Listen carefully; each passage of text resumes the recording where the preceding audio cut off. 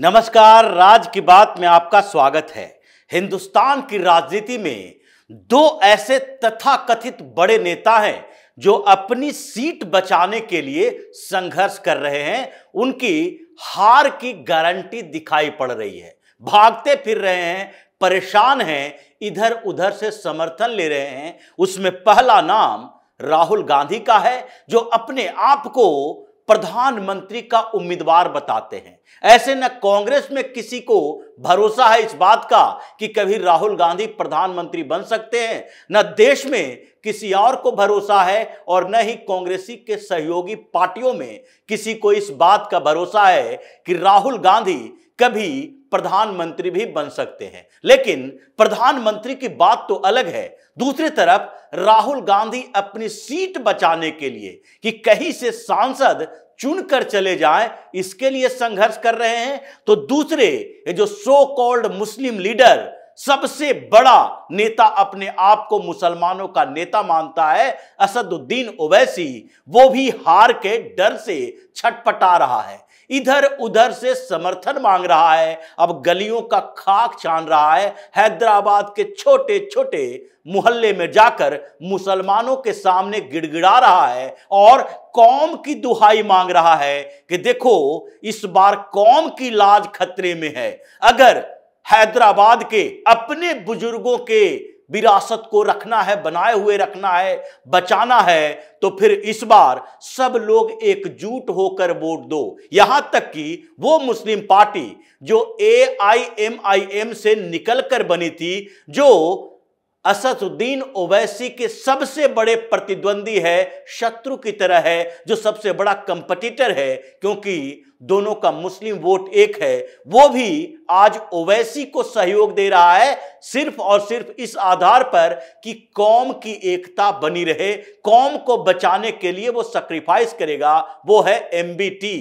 और MBT के जो प्रमुख हैं, उसने अनाउंस किया है, अमजद उल्ला खान ने कहा है कि कौम के खातिर हम इस बार ओवैसी के समर्थन में अपना उम्मीदवार नहीं उतारेंगे, किसी और को समर्थन भी नहीं देंगे, मतलब कांग्रेस को भी समर्थन नहीं देंगे जो वहां पर मुस्लिम प्रत्याशी उतारा है मजबूरी में। इस बात की मजबूरी है कि कहीं अगर कोई हिंदू प्रत्याशी उतार देंगे तो पूरे देश में इस बात के लिए फजीहत होगी कि ओवैसी और कांग्रेस के बीच साठगांठ है। भले ही कमजोर प्रत्याशी उतारे, लेकिन मुस्लिम प्रत्याशी उतारना पड़ेगा। और कांग्रेस के मुस्लिम प्रत्याशी भी आज ओवैसी के लिए वोट मांग रहे हैं, क्योंकि इन सबको लगता है कि इस बार इस्लामिक किला ध्वस्त होगा। तो जिस तरीके से राहुल गांधी वायनाड से हार रहे हैं, और इस हार के डर से जब अमेठी और रायबरेली की बात हुई तो वहां पर उन्होंने वैसे सीट का चुनाव किया जहां से रिपोर्ट थोड़ा इनके पक्ष में है। हालांकि यह नहीं कहा जा सकता कि इस बार रायबरेली से चुनाव लड़ रहे राहुल गांधी जीत जाएंगे। वहां भी इनकी हार की संभावना दिख रही है, लेकिन वो हार की संभावना अमेठी से ज्यादा बड़ी नहीं है, क्योंकि अमेठी में तो गारंटी है कि वो अगर चुनाव लड़ते तो हार ही जाते। वायनाड से रिपोर्ट सही नहीं आ रही है और इसलिए वो रायबरेली में जीत की संभावना तलाश रहे हैं। लेकिन उसी तरीके से ओवैसी की स्थिति खराब है। ओवैसी जो कि फर्जी वोटरों के आधार पर, जो कि मुसलमानों को बरगलाकर और हिंदुओं को डराकर, ये दोनों तरीके अपनाता रहा है। मतलब एक तरफ मुसलमानों को बेवकूफ बनाता रहा और दूसरी तरफ हिंदुओं को डराता रहा। ये दोनों तरीके अपनाए और फिर तीसरा तरीका मुस्लिम फर्जी वोटर बनाए और इन तरीकों से जीत का आधार बनाया। और फिर कहता है कि ओवैसी का किला तो ध्वस्त हो ही नहीं सकता।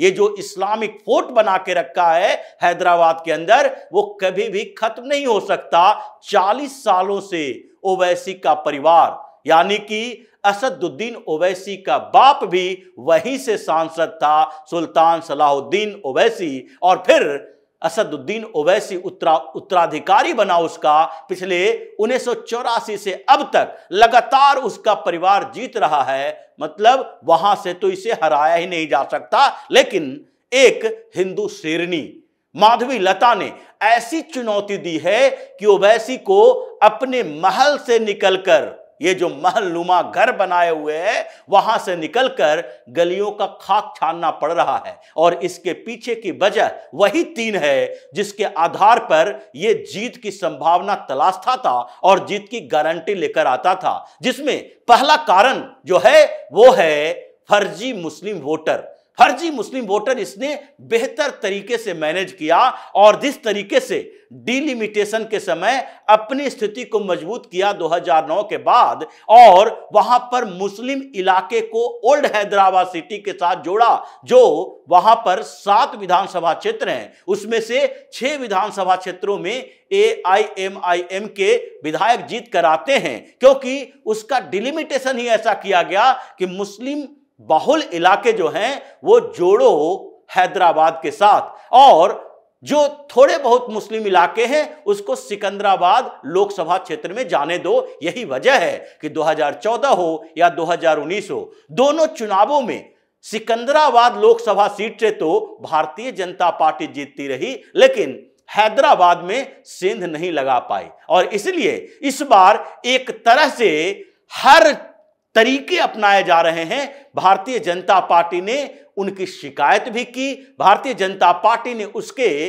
फर्जी वोटरों को चैलेंज किया, और इसके बाद चुनाव आयोग का डंडा चला। जो फर्जी वोटर इसने बनाए थे, उस फर्जी वोटरों में से 5,41,000 फर्जी वोटर हटा दिए गए, नाम डिलीट कर दिया गया, कैंसिल कर दिया गया। इससे सबसे बड़ी परेशानी ओवैसी की बढ़ी, क्योंकि इसमें से जो 3 लाख से ज्यादा फर्जी मुस्लिम वोटर हैं वो सब के सब ओल्ड हैदराबाद से हैं, उन्हीं 7 विधानसभा क्षेत्रों से हैं जहां से ये चुनाव लड़ता है। क्योंकि जो बचे हुए 8 यानी कि 15 लोकसभा विधानसभा सीट हैदराबाद जिला में आता है, जिसमें सिकंदराबाद और हैदराबाद लोकसभा सीट में बटा है, तो उसमें से जो बचे हुए सिकंदराबाद लोकसभा सीट पर है, उसमें अगर मुसलमानों का इतना वर्चस्व होता तो भारतीय जनता पार्टी लगातार चुनाव नहीं जीतती। इसलिए यह संभावना इस बात की बनी कि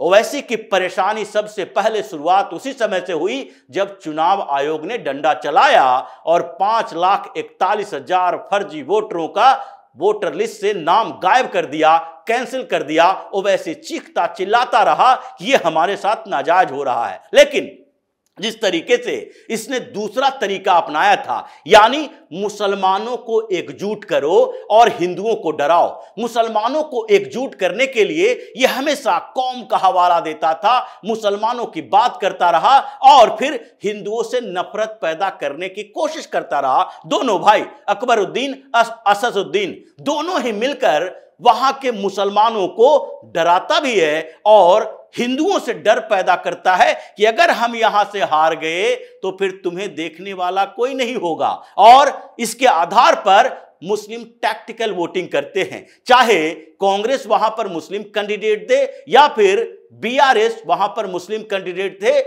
या फिर टीडीपी वहां पर मुस्लिम कैंडिडेट दे, लेकिन यह मुसलमानों का वोट का बंटवारा नहीं होगा। इसलिए पिछले चुनाव में भी देखें, कांग्रेस को वहां पर 49,000 वोट मिले थे मात्र, और टीआरएस को वहां पर मिले थे केवल 63,000 वोट, जबकि भारतीय जनता पार्टी और ओवैसी की पार्टी के बीच सीधी फाइट रही थी। लेकिन इस बार वो मुस्लिम वोट भी बिखरे हुए हैं, चाहे वो कांग्रेस में जाए या न जाए, चाहे वो टीआरएस में जाए या न जाए, लेकिन फिर भी ये बिखरे हुए दिखाई पड़ रहे हैं।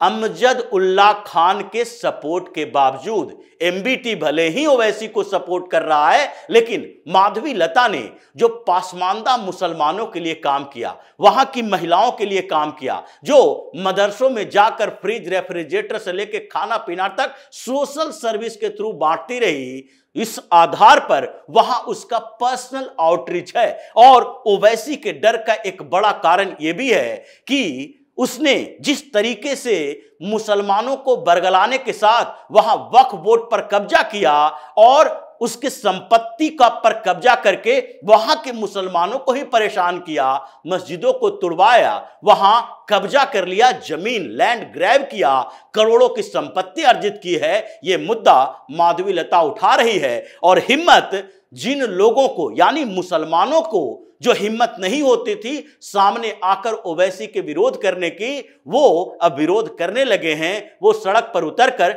माधवीलता का साथ देने की बात करने लगे हैं। तीसरा जो सबसे बड़ा आधार ये ओवैसी का रहा था वो है कि वो हिंदुओं को वोट देने से मना करो। बूथ मैनेजमेंट ऐसा करो कि जहां पर हिंदू वोटर 10, 20, 25 या 30% हैं, वहां पर उन लोगों को वोट देने ही ना दो। और इसके कारण हैदराबाद जैसे जगह पर जहां पर 60% से ज्यादा मुसलमान कहे जाते हैं, वहां वोट का परसेंटेज कम होता था। फर्जी वोटर के बावजूद भी वहां पर वोट कम डाले जाते रहे हैं। और जब जब कम वोटिंग हुई है, ये हिंदुओं को डराकर ही कम वोट डाला गया है, जिसके कारण भारतीय जनता पार्टी के वोट फ्लैक्चुएट होते रहे हैं। जैसे अगर 2014 का लोकसभा चुनाव देखें, उस समय ओवैसी को इतना बड़ा डर नहीं था कि यहां पर हिंदुओं को ज्यादा डराया जा सके। इसलिए जब वहां 53% के करीब वोटिंग हुई तो भारतीय जनता पार्टी को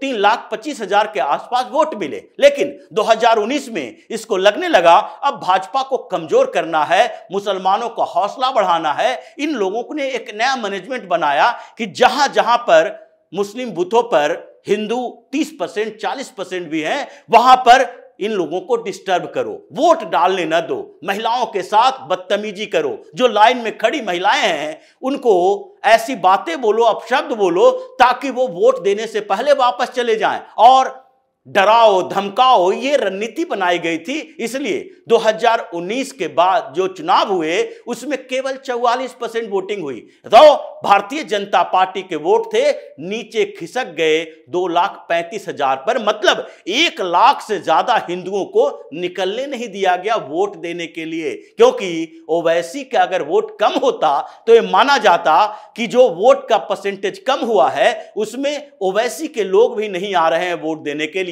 लेकिन जहां ओवैसी का वोट की बात है, वो 5,13,000 वोट लेकर आया था 2014 में भी, 5,17,000 वोट लेकर 2019 में भी आया। मतलब भारतीय जनता पार्टी के वोट का बिखराव नहीं हुआ, बल्कि उसके सपोर्टर को वोट देने नहीं दिया गया। यह तीसरा जो डर है उसे माधवीलता ने खत्म कर दिया है। जिस तरीके से पेश उनके अंदर है, जो वहां पर उस माहौल को बदला है, भारतीय जनता पार्टी के सपोर्टर जो हैं वो जय श्री राम के नारे लगाकर ये हैदराबाद की गलियों में घूम रहे हैं, मुस्लिम मोहल्ले में जाकर। जो पिछले दिनों एक वीडियो आया जिस पर माधवीलता को हालांकि माफी मांगना पड़ा, वो तीर मारने वाली बात, वो भी इनके हौसले को बढ़ाने के लिए ही था। और दूसरी तरफ जो इनका बेस दूसरे कम्युनिटी के अंदर है, उससे भी ओवैसी की परेशानी ऐसी बढ़ी कि कांग्रेस से सेटिंग कर रहा है, बीआरएस से सेटिंग कर रहा है, और उसके बाद अब सबसे बड़े प्रतिद्वंदी एमबीटी, ये मजलिस बचाओ तहरीक, इसके साथ भी सेटिंग कर रहा है। और उसके नेता अमजद उल्ला खान ये कह रहे हैं कि कौम बचाने के लिए, कौम की सिक्योरिटी के लिए, उसके लिए हम त्याग कर रहे हैं, ओवैसी का समर्थन करेंगे। मतलब ये पेच पूरी तरह से फंसा हुआ है। जिस तरीके से पिछली बार इसने 2,80,000 से चुनाव जीते थे, उसमें से 3 लाख से ज्यादा वोट तो कैंसिल हो चुके हैं। और जो हौसला बढ़ा है भारतीय जनता पार्टी के सपोर्टर का, माधवीलता का, उसके कारण